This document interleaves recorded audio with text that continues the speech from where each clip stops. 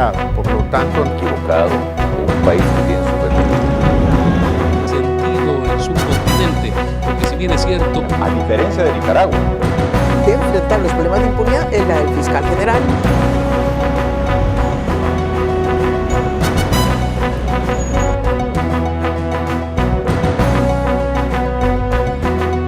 esperamos que el Ecuador siga adelante en esta cita mundial del fútbol. Se concentra la atención de los aficionados en Qatar, pero nosotros tenemos que continuar con los temas diversos. Cordiales saludos a quienes nos miran a través de la señal de Gama Visión en el Ecuador, por Mega TV en la Florida y por OnePlus TV en el Ecuador y en el mundo. El invitado de hoy es Horacio Chavarría. Él es experto en comunicación y en marketing.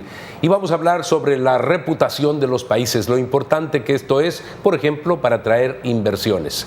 Y le queremos preguntar, usted está presentando un informe en base a qué trabajo sobre la trascendencia de la reputación de los países. Gracias, Fernando, por la pregunta.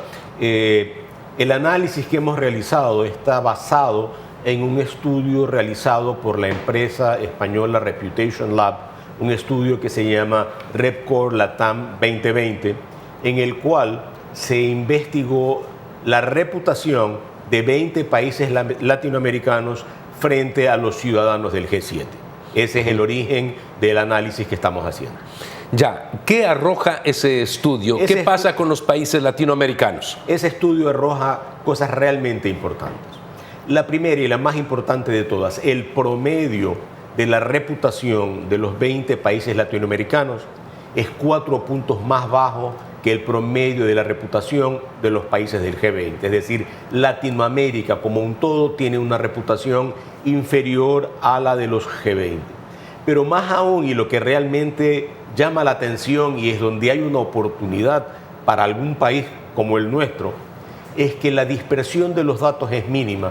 Eso indica que la percepción que se tiene de Latinoamérica es muy homogénea. No hay ningún país que realmente se destaque y se diferencie del pelotón. Podemos luego en el análisis minucioso ver que unos van a puntuar mejor como destino turístico o de inversión o por su naturaleza o por algún otro tema, pero lo realmente importante es que la oportunidad para que un país haga algo que lo destaque está ahí, y esa es la oportunidad que tiene el Ecuador. Definitivamente es la educación la base de todo. Cuando se le hacía una pregunta a la primera ministra de Finlandia del por qué precisamente el desarrollo de los grandes países y no de los latinoamericanos, ella afirmaba que tenía que ver con la educación. Y por eso usted habla de la homogeneidad en nuestro continente. No se puede destacar uno muy por encima de otro. Es que Latinoamérica crece muy poco precisamente por los niveles de educación que tienen prácticamente un techo que está por debajo de los países ricos. Cuando se mide la reputación de los países, en este caso como en el estudio realizado, equivale a como cuando a uno le preguntan sobre qué opina de una persona que no está presente, y esa es su real reputación.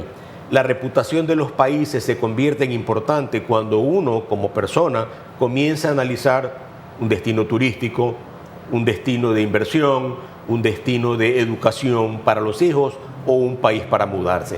Por eso es que es tan importante la reputación. No es simplemente un tema de ego o decir mi país tiene una muy buena reputación. No, es un gran negocio tener una buena reputación como país. Un punto de diferencia en este estudio, en la posición del ranking de reputación, significa 4.6% mayor recepción de ingresos por turismo y 1.7% más de inversión extranjera. Son razones fundamentales y de peso como para que los ecuatorianos, y no digo el gobierno, digo los ecuatorianos en general, nos preocupemos de mejorar la reputación del país. Definitivamente el establecimiento de políticas de Estado que superen a los gobiernos que llegan cada 4 años de signo ideológico diferente es lo que podría volver en el futuro precisamente un país atractivo. El establecimiento de políticas que no sean borradas por los que vienen. Y hay ejemplos maravillosos en Latinoamérica. Conversaba el otro día con algún otro periodista y llevábamos a la mesa el caso de Perú. Perú desarrolló su instituto PROMPERÚ en el año 2011 y desde esa época para acá viene realizando una campaña de la marca País Perú tremendamente exitosa. Y cuando uno mira los últimos años de Perú, los últimos 11, uno ve una gran inestabilidad política. Pero sin embargo, Perú en turismo ha crecido. La gastronomía peruana cada vez es más valorada. ¿Por qué? Porque esa campaña realizada por PROMPERÚ para la marca París se mantiene tal cual. Los objetivos se mantienen, las instituciones que la apoyan son las mismas, no tienen nada que ver con la política, no tienen nada que ver con la ideología. En países como el nuestro es triste ver cómo cada 4 años nos queremos reinventar. Entonces, si podemos ver que Perú ni siquiera ha tocado el logotipo, para poner un ejemplo, ¿no? Y ha podido permanecer haciendo una campaña que lo ha llevado a ver, por ejemplo, ayer analizaba Lonely Planet, que es una página web que recomienda turistas dónde ir. Y la posición de Perú es envidiable, tanto como lugar para visitar como por su gastronomía. Es decir, hay un efecto directo, inmediato, entre lo que ellos comunican en el mundo sobre qué es Perú y lo que obtienen de la prensa especializada. Definitivamente, ya en el 2013 Perú cosechaba precisamente las decisiones que había adoptado 3 años antes en el tema del turismo. Pero hubo un esfuerzo mancomunado, el Estado poniendo las reglas, pero de acuerdo a lo establecido por el sector privado. Pero ya antes Chile también había planteado estas políticas de Estado y por eso Chile pues logró un altísimo desarrollo. Se decía, está muy próximo al primer mundo. Así es, era o sea lo que más sí se parecido puede, que tenía, sí se puede dentro de Latinoamérica tener un destino diferente. Es un tema de tener objetivos comunes claros y ser consistente en las decisiones que se tomen para apoyarlos. Nuestro problema es justamente la inconsistencia en las decisiones. Y usted hablaba de que puede haber inestabilidad política como el caso del Perú, pero hay institucionalidad y además respeto a las políticas de Estado. Pero avancemos en otros países. Costa Rica vendió una idea con el tema del turismo ecológico y a su vez hace 20 años también se convirtió en un lugar en donde se podía desarrollar la tecnología y se relacionó con las grandes empresas tecnológicas del mundo. Así es, Fernando. El país mejor puntuado en el ranking de este estudio es Costa Rica, justamente. Por haber hecho las cosas bien, Costa Rica hizo su tarea. Costa Rica tomó la primera decisión, que fue qué es lo que podemos nosotros vender hacia afuera en el mundo, y tomaron la decisión de convertirse en un destino ecoturístico. Y no es que tengan algo muy diferente desde el punto de vista de riqueza biodiversa a otros países de la región. Simplemente decidieron explotarlo de la manera adecuada como política de Estado, y como bien lo anotas, el beneficio no solamente ha sido en turismo, también ha sido ahora al convertirse en un hub de empresas tecnológicas. Otro caso brillante en Latinoamérica es Puerto Rico, que a veces nos olvidamos que es parte de la región. Y si nosotros vemos es un Estado asociado a los Estados Unidos, pero es independiente prácticamente en el manejo económico. Y Puerto Rico hace muchos años dejó de hacer campaña como destino turístico, vio que había demasiada competencia y decidió convertirse en un destino de inversiones. Y ellos focalizaron perfectamente su mercado y dijeron, ok, no, nosotros vamos a hacer la campaña solamente en California y New Hampshire para tratar de conseguir inversión en la isla para que se monten empresas tecnológicas. Y las farmacéuticas que han llegado a Puerto Rico desde hace mucho tiempo atrás. Entonces, el tema es encontrar en qué podemos destacarnos. Y Ecuador tiene muchas cosas que destacar. Es cuestión de decidirse, de que ahí sí, el sector privado y el sector público se pongan de acuerdo, y si no se ponen de acuerdo, que el sector privado lo haga. El otro gran caso en Latinoamérica son los cafetaleros de Colombia, ¿no? La famosa campaña que vienen haciendo desde 1960 por el café de Colombia supera con creces cualquier desgaste de su reputación en relación a la guerrilla horrorosa que les tocó vivir, al embate del narcotráfico del que aún no se libran.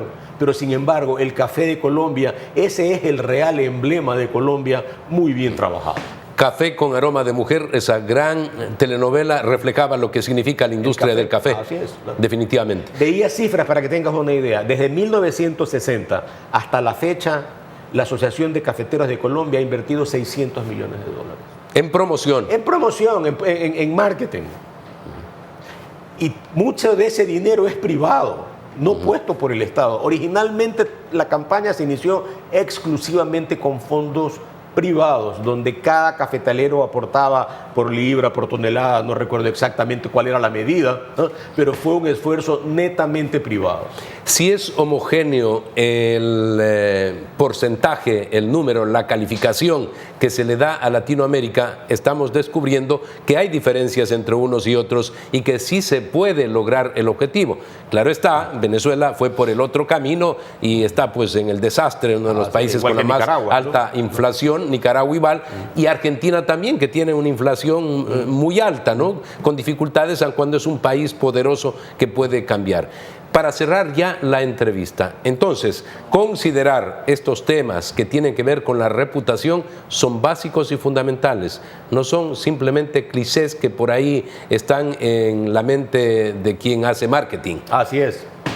Los beneficios son palpables en otros países y Ecuador no ha sido capaz de poder sembrar para cosechar en ese sentido. Tan solo para cerrar, como tú bien dices, lo importante es decidirse y dar el primer paso y ser consistente con los pasos siguientes. Y si el Estado no es capaz de aglutinar al sector privado en hacerlo, creo yo que es función del sector privado el aglutinarse y hacer algo mucho mejor de lo que se hace individualmente. Siempre traigo yo como ejemplo los camarones del Ecuador. En Chile hace algunos años me tocó ver en un restaurante en el menú que promocionaban camarones de Ecuador.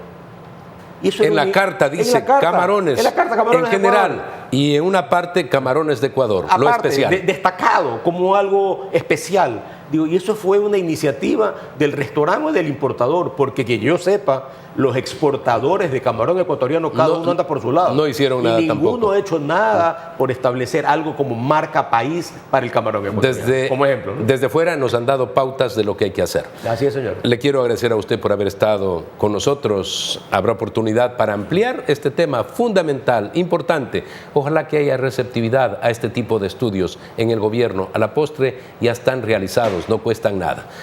Amigos, tenemos que hacer una pausa comercial. Retornamos inmediatamente con nuestro segundo invitado. Vamos a hablar sobre la situación económica del país.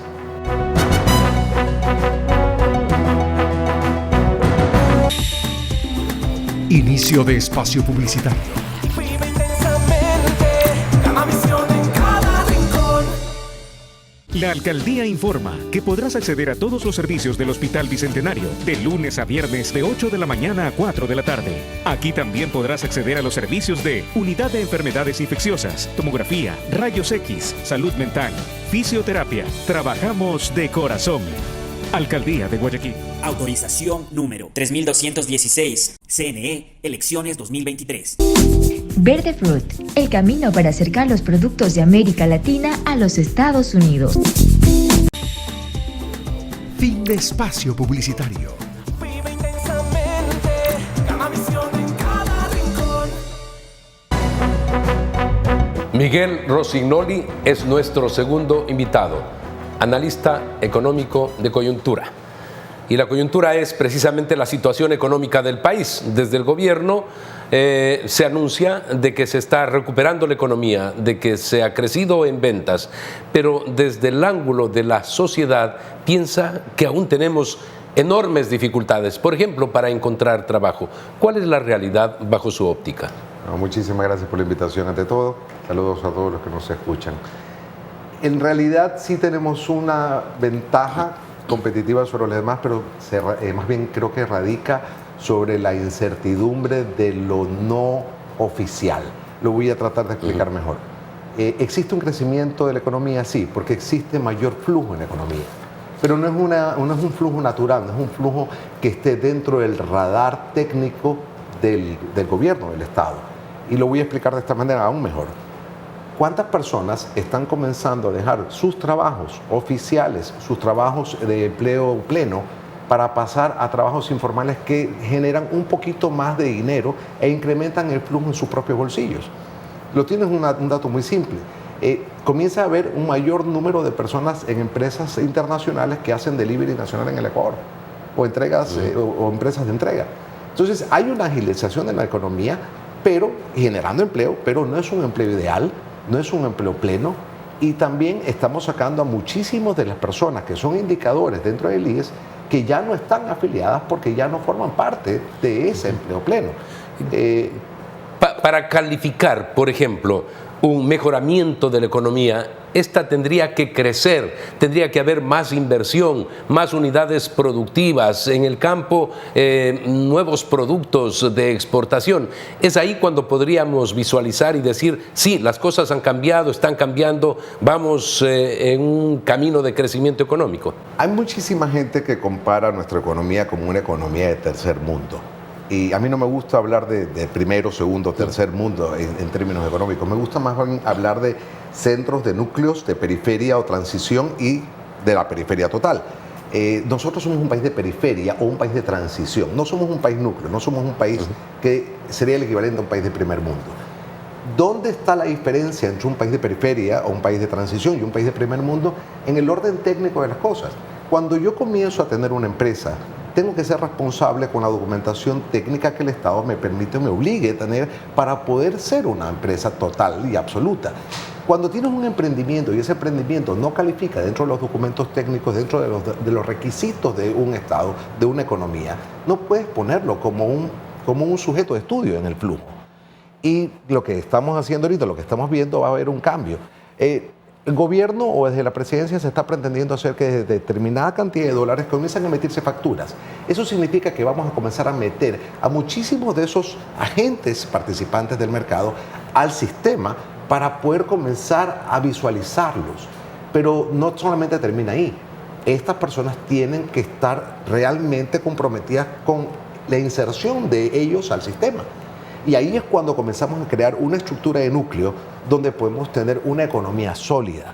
Mientras tanto, mientras exista la economía informal o la economía o la gente económico que no está dentro de la formalidad, no vamos a tener una economía fuerte, no vamos a tener una economía sólida, sino que vamos a estar en una constante transición y vamos a estar siempre navegando en aguas muy Usted agitadas. ha dicho, el emprendimiento con innovación y con asistencia del Estado normalmente genera resultados muy positivos, pero el otro, ese desafío que se impone una persona y dice, por ganar más voy a empezar en tal o cual negocio, lamentablemente terminan en corto tiempo y terminan quebrados.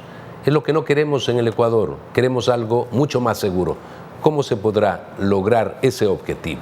No, de hecho, y estos indicadores muy interesantes, los países de centro, los países del primer mundo, son los países con menos indicadores o con menos índices de emprendimiento. Son los países que estamos en crisis los que tenemos un mayor índice de emprendimiento. Y es que emprender no significa simplemente empezar un negocio. Emprender también conlleva la responsabilidad de formar una estructura empresarial y ser parte del sistema. Entonces, ahí comienzas a tener menos cantidad de emprendimiento cuando haces el estudio. Esos emprendimientos son los que quiebran, esos emprendimientos son los que generan esta tasa inestable dentro de la economía, pero también generan flujo. Entonces, no son del todo negativos. Lamentablemente no son no son positivos en el largo plazo. De ahí que se nos dice que, por ejemplo, las ventas pueden llegar a 200 mil millones de dólares en el presente año, hasta diciembre. Exacto. Pero eso significa un gran crecimiento de la economía. Me han dicho algunos economistas que no necesariamente. Y es que no lo es. El crecimiento de la economía se mide en función de la sustentabilidad técnica de la economía en sí mismo. De la producción y los servicios en un país. Cuando yo tengo una empresa o un sistema estructurado que me permite crecer y proyectarme en el corto, mediano y largo plazo. Pero si yo solamente voy a estar haciendo un pase corto para poder llegar a la siguiente etapa, entonces no estoy teniendo una recuperación realmente en la economía. Y eso es lo que está pasando en el Ecuador. Estamos viendo el flujo y eso es positivo. No hay que descartarlo como algo positivo. Sin embargo, no es lo que necesitamos como país, como estructura y como economía que anhelamos ser y anhelamos tener. Somos optimistas, queremos lo mejor para la nación, pero tenemos que ser realistas cuando hacemos una evaluación. Y ese es el sentido de esta entrevista. Vamos a hacer una pausa comercial, retornamos inmediatamente. Inicio de espacio publicitario. Vive intensamente, gana visión en cada rincón. La Alcaldía informa que podrás acceder a todos los servicios del Hospital Bicentenario de lunes a viernes de 8 de la mañana a 4 de la tarde. Aquí también podrás acceder a los servicios de Unidad de Enfermedades Infecciosas, Tomografía, Rayos X, Salud Mental, Fisioterapia. Trabajamos de corazón. Alcaldía de Guayaquil. Autorización número 3216. CNE, elecciones 2023. Verde Fruit, el camino para acercar los productos de América Latina a los Estados Unidos. Fin de espacio publicitario. Vive intensamente, gama visión en cada rincón. Muchas veces se dice que se busca disfrazar precisamente la desocupación con la creación de emprendimiento, pero eso se puede sostener muy poco tiempo. Luego viene lo otro, lo fundamental, lo necesario, y lo que se requiere en el Ecuador es inversión externa e inversión nacional. Decía yo hace un momento, para tener mayor producción, la que verdaderamente impulse al Ecuador a otras circunstancias. Hay países muy pequeños, pero que están bastante bien. En Latinoamérica, por ejemplo, Uruguay es un país que se ha destacado, se convirtió en el primer exportador de carne, siendo tan pequeñito, era una provincia de Argentina en el pasado. ¿Cómo hacemos para que un país pequeño, muy fértil como el Ecuador, alcance esos niveles? Von Humboldt tenía una frase muy interesante, y un tercer punto de lo que él decía es: los ecuatorianos somos seres muy extraños porque vivimos pobres entre inmensas riquezas. Y la realidad es esa: nosotros vivimos pobres entre inmensas riquezas porque lo permitimos, porque así lo queremos. El momento que nosotros no buscamos tratados de libre comercio, tratados de cooperación, tratados de inclusión económica, no buscamos una economía ágil con el mercado internacional, nosotros nos estamos condenando a ello. No existe tal cosa como un país que sea autosustentable, autosostenible en su economía, cuando solamente el estado de la Florida tiene más habitantes que el Ecuador entero. Y hay que analizar cuál es el ingreso per cápita de esos habitantes que están en la Florida y cuál es el ingreso per cápita de los habitantes del Ecuador. Entonces tienes que comenzar a buscar expansión de mercado y tratados especiales. Un tratado de comercio internacional que nosotros podemos tener no necesariamente es para impulsar solamente a los grandes productores de commodities, de materias primas a nivel internacional, ya sea Europa, ya sea China, Estados Unidos o México. También tenemos que pensar en el mercado inmediato, el mercado peruano, el mercado colombiano, el mercado, el vecino inmediato de la zona, para el tránsito de pequeños productores o pequeños exportadores a través de la inserción ideal. Sabes que comenzamos a tener ciertos inconvenientes en este preciso momento, por ejemplo, cuando tenemos un impuesto de salida de divisas que afecta hasta el dólar más pequeñito que nos ingresa al país. Cuando tenemos un montón de trabas que tenemos que crear para un pequeño exportador en un mercado internacional inmediato. Entonces, necesitamos flexibilizar, necesitamos naturalizar, necesitamos crear un escenario ideal para que la gente se sienta cómoda invirtiendo en nuestro país. Y no solamente estoy hablando de temas financieros, estoy hablando también de temas laborales. Crear mayor flexibilización en el sistema laboral no significa precarizar el trabajo. Más bien al contrario, implicaría la posibilidad de incrementar los ingresos a los trabajadores. Y lo planteo con un ejercicio simple. Imagínate cuando yo tengo un empleado bueno, un buen elemento, talento humano en mi empresa, fantástico. ¿Y por qué lo sacaría? ¿Con qué objetivo lo sacaría si es fantástico? Si tengo un equipo de fútbol es el que me está metiendo los goles.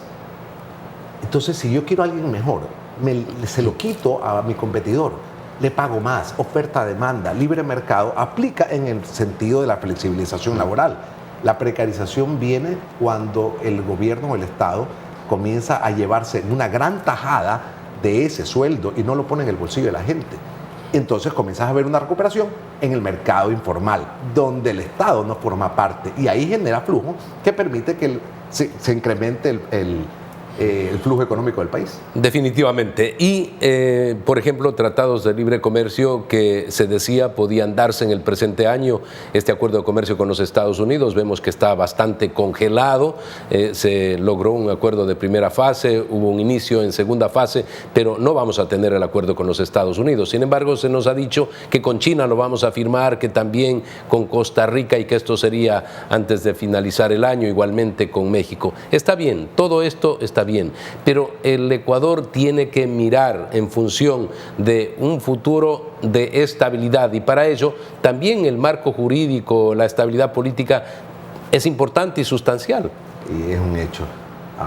Yo no sé qué pretende o qué se pretende en las agendas políticas de distintos partidos crear esta falta o crear esta imagen de ausencia de estabilidad técnico, político, jurídico y legal del país.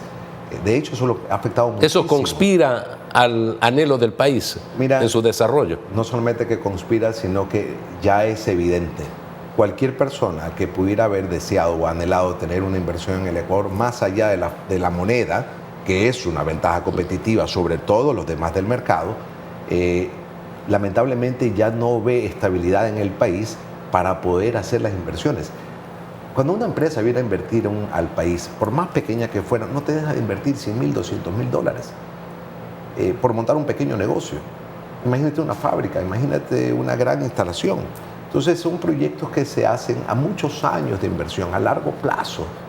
¿Y qué significa para estos inversionistas cuando no les damos estabilidad técnica a esa inversión en el corto, mediano y largo plazo? Es gravísimo.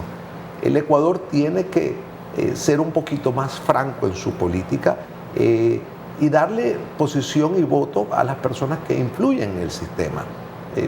Yo voy a ser un poco crítico aquí, pero si yo no pongo la plata, ¿por qué opino? Si yo no invierto, ¿por qué opino? Si yo no genero trabajo, ¿por qué opino? Entonces la gente va a decir, sí, pero es que yo represento a las personas que trabajan. Sí, me parece muy bien.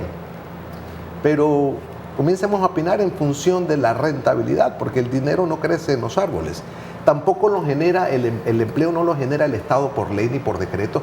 El empleo tampoco lo genera la empresa privada. Yo no sé si se entiende eso. El empleo lo genera y lo crea el mercado, el cliente, cuando tiene dinero en su bolsillo. Una persona se pone un producto de langostas, un restaurante de langostas, yo me pongo un negocio de cangrejos, el señor contrata a 10 personas, yo contrato a 10 personas, nadie quiere comer langosta, el tipo cierra, yo ahora tengo que crecer en mi negocio, contrato ahora 10 personas más, tengo 20 plazas laborales, pero yo no generé trabajo, lo generó el mercado con su decisión de consumo. Y eso es lo que le hace falta al país, entender los principios básicos de la oferta y la demanda. Muy bien, aspiramos a que se cierre el año, por un lado, con mejores cifras, por otro lado, con una expectativa para el 2023 de estabilidad política, de seguridad jurídica, de seguridad pública. Queremos que las cosas cambien. Definitivamente, al inicio se dijo, hay que decir que hay cosas que están bien, pero por supuesto que hay que hacer mucho más. Le quiero agradecer por haber estado con nosotros en este espacio. Amigos, recuerden ustedes que tienen una cita en Fernando Aguayo América la próxima semana a través de Gama Visión en el Ecuador, por Mega TV en la Florida y por OnePlus TV en el Ecuador y en el mundo.